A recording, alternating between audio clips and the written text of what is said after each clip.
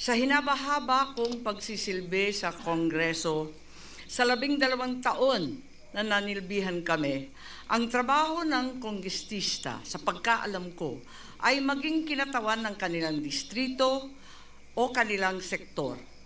Bakit naman ngayon ay naging tagabantay na lamang sila ng humihiyaw na dambuhalang sanggol? Ginawa ng bonjing na armas ang impeachment. Ang dating para sana sa kaayusan ng sistema, ginagawang pampagulo, panakot at sandata laban sa mga kinaiinggitan, kinaiinsecuran ng mga lulong sa kapangyarihan. Galangin naman natin ang Korte Suprema. Huwag tayong umastang Supreme Court, Supremest pa. Wala namang ganun ah.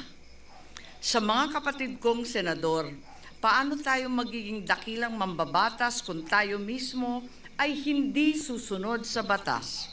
Ang boses ng Korte Suprema ay boses ng konstitusyon. At kung sino man ang sasapaw sa boses na ito ay isa lang ang tono: ambisyon. Kaya naman, mag-move on na tayo. Magtrabaho at huwag konsintihin ang isang spoiled na bonjing. Huwag nang busugin ng pabor. Huwag nang pumayag dahil may pabuya. Huwag tayo magpalaki ng buwaya, baby pa nga ang tawag, lulong na. Sa mga mahal kong kongresista, may suggestion po ako.